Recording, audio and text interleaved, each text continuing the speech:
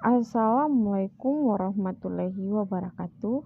Dalam video ini, saya akan menjelaskan bagaimana prosedur pelaksanaan PTK.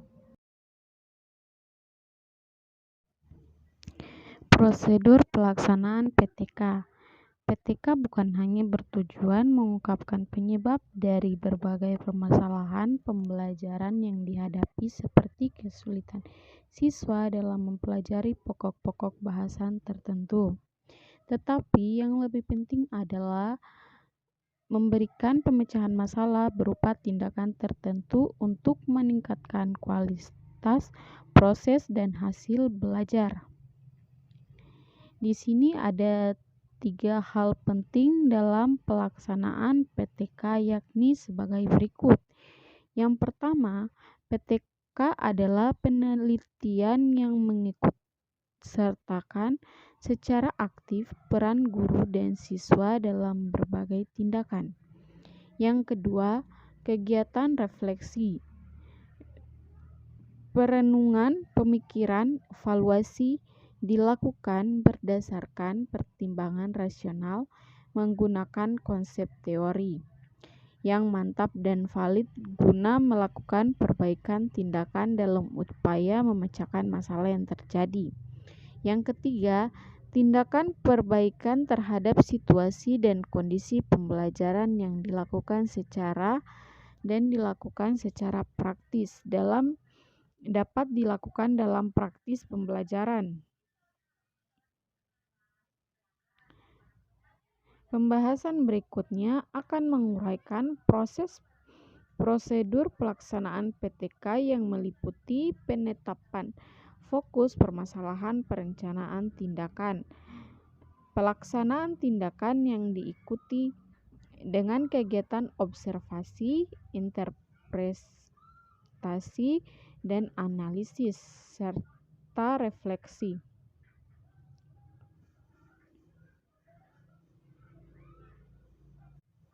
Di sini ada langkah-langkah pokok yang ditempuh pada siklus pertama dan siklus-siklus berikutnya sebagai berikut. Yang pertama, penetapan fokus permasalahan. Kedua, perencanaan tindakan. Yang ketiga, pelaksanaan tindakan. Keempat, pengumpulan data atau pengamatan atau observasi. Yang kelima, refleksi, analisis, dan interpretasi. Yang keenam, perencanaan tindak lanjut. Untuk lebih jelasnya, rangkaian kegiatan dari setiap siklus dapat dilihat pada gambar berikut. Di sini ada permasalahan, perencanaan tindakan 1, pelaksanaan tindakan 1, pengamatan atau pengumpulan data 1, refleksi itu merupakan siklus yang pertama.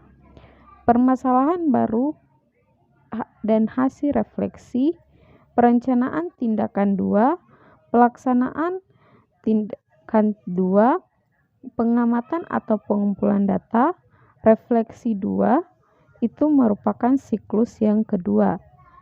Biar permasalahan belum terselesaikan, dilanjutkan ke siklus berikutnya. Kita lanjut pada penetapan fokus permasalahan. Sebelum suatu masalah ditetapkan atau dirumuskan, perlu ditumbuhkan sikap dan keberanian untuk mempertanyakan. Misalnya tentang kualitas, proses, dan hasil pembelajaran yang dicapai selama ini. Sikap tersebut diperlukan untuk menumbuhkan keinginan peneliti memperbaiki kualitas pembelajaran. Tahap ini disebut dengan tahapan merasakan adanya masalah. Jika dirasakan ada hal-hal yang perlu diperbaiki, dapat diajukan pertanyaan seperti di bawah ini. Contohnya seperti, apakah kompetensi awal siswa yang mengikuti pembelajaran cukup memadai? Yang kedua, apakah proses pembelajaran dapat dilakukan cukup efektif? Yang ketiga, apakah sarana pembelajaran cukup memadai? Yang keempat, apakah hasil pembelajaran cukup berkualitas? Dan yang kelima, bagaimanakah melaksanakan pembelajaran dengan strategi inovatif objektif tertentu. Mungkin itu salah satu contoh-contoh pertanyaan. Secara umum, karakteristik suatu masalah yang layak diangkat untuk PTK adalah sebagai berikut. Yang pertama, masalah itu menunjukkan suatu kesenjangan antara teori dan fakta empirik yang dirasakan dalam proses pembelajaran. Apabila hal ini terjadi, guru merasa prihatin atas kejadian kesenjangan, timbul kepedulian dan niat untuk mengurangi tersebut dan kolaborasi dengan dosen atau widya iswara atau pengawas untuk melaksanakan PTK. Yang kedua, masalah tersebut memungkinkan untuk dicari dan diidentifikasi faktor-faktor penyebab. Faktor-faktor tersebut menjadikan dasar atau landasan untuk menemukan alternatif solusi. Yang ketiga, adanya kemungkinan untuk dicarikan alternatif solusi bagi masalah tersebut melalui tindakan nyata yang dapat dilakukan guru atau peneliti. Kita lanjut pada pembahasan perencanaan tindakan. Setelah masalah dirumuskan secara operasional, perlu dirumuskan alternatif tindakan yang akan diambil. Alternatif tindakan yang dapat diambil dapat dirumuskan ke dalam bentuk hipotesis tindakan dalam artian dugaan mengenai perubahan yang akan terjadi jika suatu tindakan dilakukan. Perencanaan tindakan memanfaatkan secara optimal teori-teori yang relevan dan pengalaman yang diperoleh di masa lalu dalam kegiatan pembelajaran atau penelitian sebidang. Bentuk umum rumusan hipotesis tindakan berbeda dengan hipotesis dalam penelitian formal.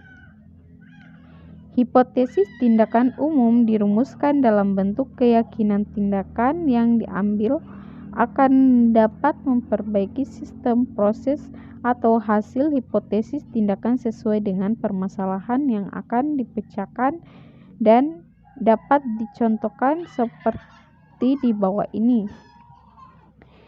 Yang pertama, strategi pembelajaran menulis yang berorientasi pada proses dapat meningkatkan kemampuan siswa dalam menulis huruf hijaiyah.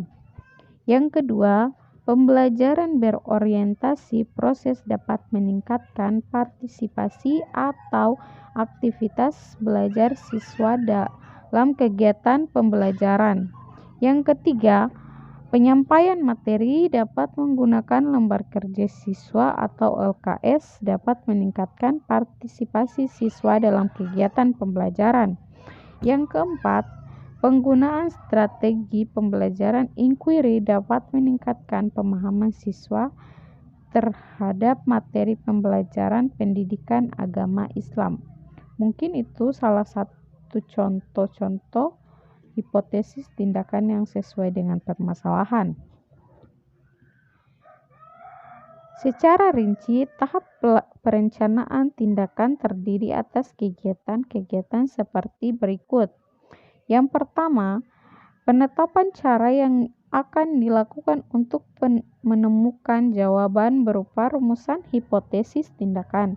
Umumnya dimulai dengan penetapan berbagai alternatif tindakan pemecahan masalah, kemudian dipilih tindakan yang paling menjanjikan dalam hasil terbaik dan dapat dilakukan guru.